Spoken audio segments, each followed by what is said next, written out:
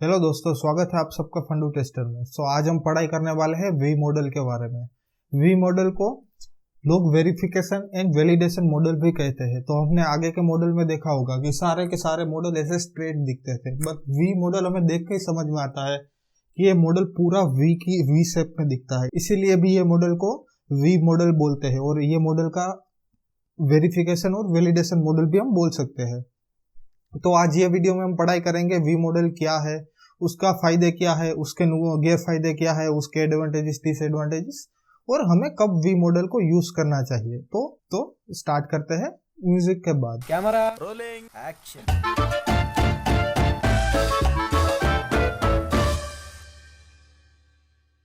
तो दोस्तों, हम समझते हैं कि सबसे पहले वी मॉडल कैसे स्टार्ट होता है। तो सबसे पहले ये स्टार्ट होता है सीआरएस के फेज से। तो क्या होता है ये सीआरएस? तो फॉर एग्जांपल चलो मान लो एक अल्फा स्कूल है, तो अल्फा स्कूल ये हो गया अल्फा स्कूल। तो अल्फा स्कूल को उसके स्कूल के लिए एक सॉफ्टवेयर बनाना है, उसमें स्टूडेंट का पूरा डेटा रहेगा, उसके बाद उसका एडमिशन के प्रोसेस रहेगी, स्कूल क्या क्या सर्विस प्रोवाइड करती है, कौन कौन से स्टैंडर्ड को पढ़ाती है, क्या क्या मटेरियल प्रोवाइड करती है, उसका सारा का डेटा के लिए उसको एक वेबसाइट बनाना है। तो वो क्या करेगा अल्फा स्कूल वाले, वो एक कंपनी के पास जाएंगे। मान के चलो वो टीसीएस के पास जा रहे हैं अल्फा स्कूल वाले, तो अल्फा स्कूल वाले टीसीएस के पास जाएंगे तो ऐसे तो नहीं जाएंगे, वो पूरा का पूरा एक डॉक्यूमेंट बनाएंगे कि उसको क्या क्या चाहिए। तो उसके पास एक लिस्ट रहेगा, लिस्ट में उसने पॉइंट मेंशन किए होंगे 1 2 3 4, ये वो पॉइंट मेंशन करते हैं और उसको क्या क्या चाहिए वो सब वो एक डॉक्यूमेंट में लिखते हैं। तो वो डॉक्यूमेंट क्या होगा कि वो डॉक्यूमेंट अल्फा स्कूल वाले को समझ में आता है, तो वो डॉक्यूमेंट को हम बोलते हैं सीआरएस, कस्टमर रिक्वायरमेंट स्पेसिफिकेशन। तो आप नोट इट डाउन कर ले, सीआरएस का मीनिंग क्या है,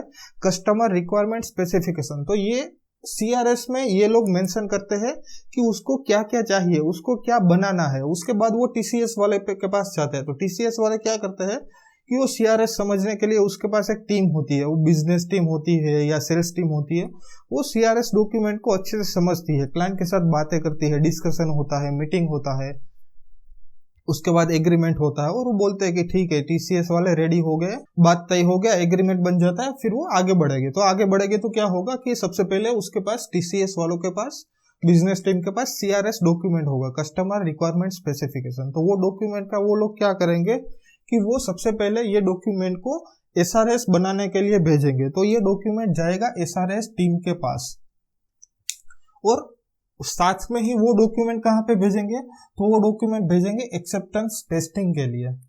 तो क्या होगा कि एसआरएस जो टीम है वो बैठ के सीआरएस डॉक्यूमेंट को पढ़ेगी, वो सीआरएस डॉक्यूमेंट को एसआरएस में कन्वर्ट करेगी। एसआरएस मतलब क्या होता है कि सॉफ्टवेयर रिक्वायरमेंट स्पेसिफिकेशन, क्योंकि डेवलपर लोग है, डिजाइनर लोग है, वो क्लाइंट की भाषा सीधी नहीं समझ पाते कभी कभी। तो क्या होता है कि वो उसमें कन्वर्ट करते हैं और वो उसको समझते हैं, उसकी खामियां निकालते हैं, वो टेस्ट करते हैं। सामने ही ये एक्सेप्टेंस टेस्टिंग के लिए भी सीआरएस डॉक्यूमेंट भेजेगा। तो यहाँ पे भी कौन होगा, तो कि टेस्ट मैनेजर है, बड़े बड़े मैनेजर यहाँ पे इन्वॉल्व होंगे। तो वो लोग क्या करेंगे, ये डॉक्यूमेंट को समझेंगे, उसके बाद उसका ऊपर से एक्सेप्टेंस टेस्टिंग का एक डॉक्यूमेंट बनाएंगे। तो इसमें क्या होगा कि सबसे पहले वो रिव्यू करेंगे सीआरएस को, सीआरएस रिव्यू हो गई, उसके बाद उसका लिखेंगे सीआरएस का टेस्ट प्लान लिखेंगे, और उसके बाद सीआरएस का टेस्ट केसेस लिखेंगे, और ये सब यहाँ पे एक्सेप्टेंस टेस्टिंग टीम करेगी। और मान लो कि यहाँ पे कोई गलतियां रह गई तो क्या होगा कि एक्सेप्टेंस टीम को कोई गलती मिलती है तो वो फिर से सीआरएस टीम को भेजेगा कि भाई ये इसमें गलती है, ये ठीक करना पड़ेगा। और एसआरएस टीम को अगर गलती मिलती है तो वो क्या करेंगे कि वो अगेन सीआरएस वालों को भेजेंगे कि भाई इसमें कुछ कुछ गलतियां है, वो काम आगे नहीं बढ़ेगा। तो यहाँ पे क्या होगा कि सीआरएस टीम है वो क्लाइंट को फिर से कॉन्टेक्ट करेगी। टीसीएस का जो सीआरएस टीम है वो अल्फा वाले को, अल्फा क्लाइंट को कांटेक्ट करेगा और बोलेगा कि भैया हमारे टीम ने उसके तुमने जो डॉक्यूमेंट भेजा है उसके ऊपर काम किया है और ये चीजें हमें चेंजेस करनी है। तो वो लोग क्या करेंगे कि ठीक है, तो वो फिर से जो उसने भेजा है एसआरएस वालों ने या एक्सेप्टेंस टेस्टिंग वालों ने, वो समझेंगे और बोलेंगे कि ना भाई जो आप बोल रहे हो वो सही है। तो वो थोड़ा बहुत करेक्शन करेंगे। तो पहले फर्स्ट फीचर था उसमें एबीसी था, अब वो क्या करेंगे एबीसी को, सी गलत था, सी को हटा के वो एबीडी डालेंगे, तो फिर से वो सीआरएस रेडी हो गई। तो ऐसे थोड़े मोटे बहुत चेंजेस हो गए। तो ये अगर फ्रीज हो गया तो हम क्या बोल सकते हैं कि यहाँ पे एक्सेप्टेंस टेस्टिंग है वो टेस्टेड है।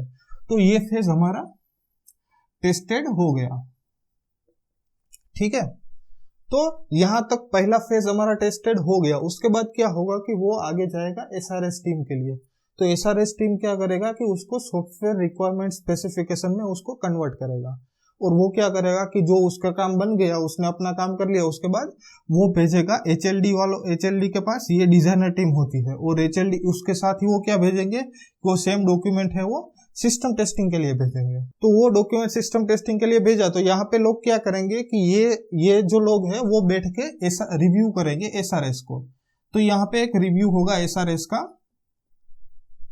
उसके बाद क्या होगा कि एसआरएस का टेस्ट प्लान प्रिपेयर करेंगे, और फिर एसआरएस का टेस्ट केस लिखेंगे।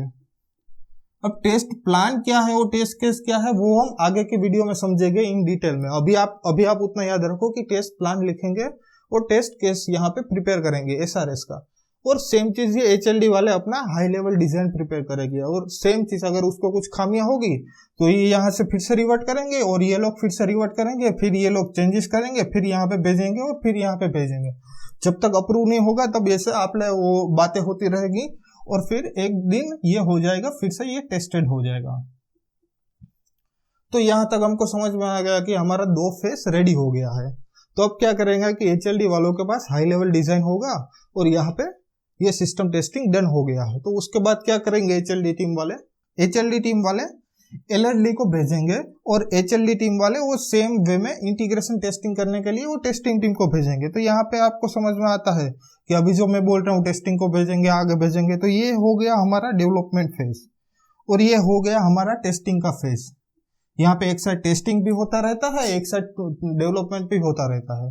तो एचएलडी वालों ने इंटीग्रेशन टेस्टिंग को भेज दिया, तो वो क्या करेंगे, यहाँ पे ये सिस्टम टेस्टिंग है, सिस्टम टेस्टिंग टेस्ट प्लान है, और यहाँ पे सिस्टम टेस्टिंग टेस्ट केस है, और सिमिलर वे में यहाँ पे एक्सेप्टेंस टेस्टिंग है, और ये भी एक्सेप्टेंस टेस्टिंग टेस्ट केसेस है। एचएलडी ने इसको यहाँ पे भेज दिया, फिर वो क्या करेंगे, वो रिव्यू करेंगे। ये लोग है रिव्यू इंटीग्रेशन टेस्टिंग टीम वाले, वो रिव्यू करेंगे एचएलडी को, और फिर उसका इंटीग्रेशन टेस्टिंग टेस्ट प्लान लिखेंगे, और फिर इंटीग्रेशन टेस्टिंग का टेस्ट केसेस लिखेंगे, यहाँ पे हमने जैसे लिखा, और ये लोग आगे डिजाइन वाले को भेजेंगे एलएलडी वाले। तो एलएलडी वाले उसका लोअर लेवल डिजाइन बनेगा। तो ये बहुत वो फेस हमने बात किया है आगे की स्टेज में कि एसआरएस बना, फिर एचएलडी बना, एलएलडी बना। तो यहाँ पे क्या होगा कि हमारे पास lower level detailed design ready हो जाएगा एलएलडी फेज में। ठीक है, तो लोअर लेवल डिजाइन में क्या होगा कि फॉर एग्जांपल हमें लॉगिन पेज बनाना है, तो लॉगिन पेज का हमारे पास प्रॉपर डिजाइन हो जाएगा कि कौन सा फॉन्ट यूज करना है, कौन सा कलर बनेगा, कौन सा कलर यूज करना है, कहाँ पे कंपनी का लोगो ऐड करना है, वो सारा का सारा चीज हमें एलएलडी में मिल जाएगा। तो एलएलडी जैसे ही रेडी हो जाती है, तो वो लोग क्या करेंगे कि वो फंक्शनल टेस्टिंग के लिए भेजेंगे, और वो कोडिंग के लिए भेजेंगे। तो यहाँ पे डेवलपर क्या करेगा कि एलएलडी को रिव्यू करेगा, और ये लोग क्या करेंगे तो क्या रिव्यू करेंगे एलएलडी को, एलएलडी का रिव्यू होगा। फिर यहाँ पे क्या करेंगे कि वो फंक्शनल टेस्टिंग लिखना स्टार्ट करेंगे, फंक्शनल टेस्टिंग का टेस्ट प्लान बनाएंगे, और फंक्शनल टेस्टिंग का टेस्ट केसेस यहाँ पे लिखेंगे। तो ये हो गया ये स्टेज में। और अगर कुछ गलतियां होगी तो सिमिलर वे में ऊपर की तरह ये फिर से भेजेंगे, ये फिर से चेंजेस करेंगे, और फिर से इसको भेजेंगे, फिर से वो रिव्यू करेंगे। तो ये सब चीजें होता रहेगा, और एक टाइम पे ये सारा के सारा फेज फ्रीज होता रहेगा। तो ये सब टेस्टेड होता रहेगा, ये भी टेस्टेड है, ये भी टेस्टेड है। तो हमें समझ में आता है कि ऊपर का सारा चीज टेस्टेड हो गया। आप डेवलपर के पास आए तो सब कुछ टेस्ट किया हुआ है, सब कुछ वेरीफाइड है।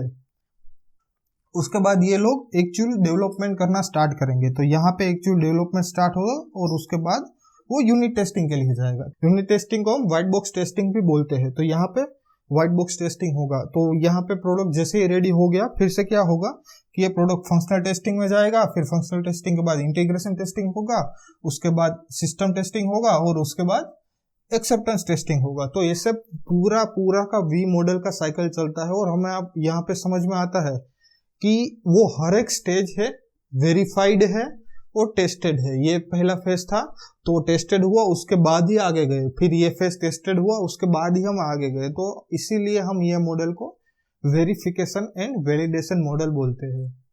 तो आपको वी मॉडल समझ में आ गया होगा। तो अब आपको अभी भी कोई भी दिक्कत है तो आप कमेंट सेक्शन में आप मुझे क्वेश्चन पूछ सकते हैं। तो अब हम आगे पढ़ेंगे कि उसका फायदे और गैर फायदे क्या क्या है। तो अब हम देखेंगे कि कब हमें वी मॉडल यूज करना है और क्या उसके फायदे हैं और क्या उसके गैर फायदे हैं। तो सबसे पहले हम जानेंगे कि कब हमें वी मॉडल को यूज करना है। तो सबसे पहला है कि हम जब कॉम्प्लेक्स प्रोडक्ट बना रहे हैं, क्योंकि वी मॉडल में क्या होता है कि हर एक फेज में हम सब चीजें टेस्ट करते हैं और ये लंबा चलने वाली प्रोसेस है। तो इसके लिए जब कॉम्प्लेक्स प्रोडक्ट बनानी हो तब हम वी मॉडल यूज करेंगे। उसके बाद long term product, so complex product होगी तो डेफिनेटली वो लॉन्ग टर्म ही चलने वाली है, 1-2 महीने में तो खत्म नहीं होगी। तो उसके लिए लॉन्ग टर्म प्रोडक्ट के लिए ये वी मॉडल प्रिफरेबल है। और हाई एक्सपेक्टेशंस, उसका मतलब क्या है कि अगर कोई भी क्लाइंट है उसका मतलब कॉम्प्लेक्स प्रोडक्ट बना रहा है, स्कूल है तो स्कूल का सॉफ्टवेयर बहुत बड़ा सॉफ्टवेयर होता है और उसमें वो क्या देखता है कि कोई भी गड़बड़ ना हो, एक दूसरे के मार्कशीट किसी और को पास ना चला जाए। तो ये पूरी की पूरी कॉम्प्लेक्स प्रोडक्ट होती है। तो उसमें क्लाइंट का एक्सपेक्टेशंस क्या है कि ये प्रोडक्ट अच्छी बने, उसमें कोई खामियां ना हो और आगे जाके उसको एरर कुछ ना मिला, अदरवाइज उसको एरर की भुगतानी करनी पड़ेगी। तो वो क्या चाहता है, क्लाइंट क्या चाहता है कि उसकी जो एक्सपेक्टेशंस है ना वो बहुत हाई हो जाती है। तो इसके लिए वो वी मॉडल प्रीफर कर सकते हैं कंपनी ये कॉम्प्लेक्स प्रोडक्ट बनाने के लिए। उसके बाद हम देखते हैं कि उसके फायदे क्या है, एडवांटेजेस क्या है वी मॉडल के।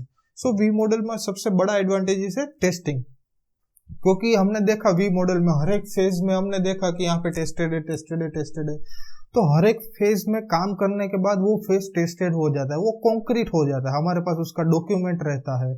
तो इसीलिए वी मॉडल मतलब ज्यादा उसमें टेस्टिंग होती है, हम ऐसा बोल सकते हैं। ज्यादा testing in terms of her एक स्टेज की हम टेस्टिंग होती है। उसके बाद है पैरेलल डिलीवरेबल्स। पैरेलल डिलीवरेबल्स मतलब क्या है कि हमने जो भी फेस हो रेडी हो गया, उसमें हमने क्या क्या किया, उसका क्या डॉक्यूमेंट है, वो सब हमारे पास रहता है। तो इन बिटवीन हम क्लाइंट को दिखा सकते हैं और कंपनी क्या प्रोग्रेस कर रही है वो भी क्लाइंट को हम दिखा सकते हैं। तो ये मॉडल में हमें ये बेनिफिट मिलता है कि उसमें पैरेलल डिलीवरेबल्स मिलता है। और इन्वेस्टमेंट लेस है। क्यों इन्वेस्टमेंट लेस है? क्योंकि हमने पहले से ही स्टेज को टेस्ट, दूसरे स्टेज को हमने टेस्ट किया, तीसरे स्टेज को हमने टेस्ट किया। तो इसमें क्या होता है कि हम अगर दूसरे स्टेज में आ गए, पहला स्टेज है, पहले वाला स्टेज है वो टेस्ट हो गया है, तो उसमें क्या है कि 99% हमें कोई भी एरर नहीं मिलेगी। यहाँ पे भी दूसरे फेज में हमें 99% कोई भी एरर नहीं मिलेगी। तो उसका मतलब क्या हो गया कि हमें रिवर्क नहीं करना पड़ेगा। अगर हम रिवर्क करेंगे, हमने जो भी बनाया है, हमने ABC बनाया और उसमें कुछ खामियां मिली तो हम रिवर्क करेंगे, फिर C को हटाएंगे, फिर D को डालेंगे, तो उसकी वजह से कॉस्ट थोड़ा ज्यादा हो जाएगा और टाइम भी ज्यादा बिगड़ेगा। तो ये चीजें इसमें नहीं होगी, तो इन्वेस्टमेंट कम हो जाएगा क्योंकि उसमें सत्या कम मिलेगी। अब हम देखते हैं डिसएडवांटेजेस क्या है वी मॉडल के। तो उसका मेन डिसएडवांटेजेस है कि इनिशियल जो है, जब हम प्रोजेक्ट स्टार्ट करते हैं तो उसमें इन्वेस्टमेंट ज्यादा होता है। क्यों ज्यादा होता है? क्योंकि हमें डेवलपमेंट टीम भी चाहिए, CRS टीम, वो CRS वाले बंदे भी हो गए और एक्सेप्टेंस टेस्टिंग करने वाले बंदे भी हो गए साथ में जब प्रोजेक्ट स्टार्ट होगा। तो इनिशियल फेज में जो इन्वेस्टमेंट होगी वो हमारी ज्यादा हो जाएगी, क्योंकि हमें सबकी जरूरत पड़ेगी, सबको कंपनी को सैलरी देना है। तो पैसा बेसिकली कहाँ से आएगा? क्लाइंट के पास से। तो बेसिकली इसमें इन्वेस्टमेंट ज्यादा हो जाएगा स्टार्टिंग में। और इसमें डॉक्यूमेंट ज्यादा होता है क्योंकि हर एक फेज में वी मॉडल का प्रोसेस ही ऐसा है कि हम हर एक स्टेज में डॉक्यूमेंट बनाते हैं, रिव्यू करते हैं, फिर टेस्ट प्लान बनता है, हर एक फेज का टेस्ट केसेस बनता है। तो डॉक्यूमेंटेशन ज्यादा हो गया और डॉक्यूमेंटेशन में टाइम भी लगता है, उसको मैनेज भी करना पड़ता है। तो ये हम बोल सकते हैं कि ये इसका ड्रॉबैक है, लेकिन ये भी फायदा होने वाला है इसका भी, लेकिन ये ड्रॉबैक में हम गिन सकते हैं इसको। तो आशा रखता हूं कि वी मॉडल आपको सबको अच्छे से समझ में आ गया होगा। और अगर आपको कोई भी प्रॉब्लम है तो आप कमेंट सेक्शन में मुझे पूछ सकते हैं, मैं आपको खुशी से उसका आंसर दूंगा। और आप अपने दोस्तों के साथ शेयर करना मत भूलिए। और वीडियो क्लोज करने से पहले आप जरूर लाइक करिए और शेयर करिए फंडू टेस्टर को, इससे से मेरे को प्रोत्साहन मिलता है। Thank you so much.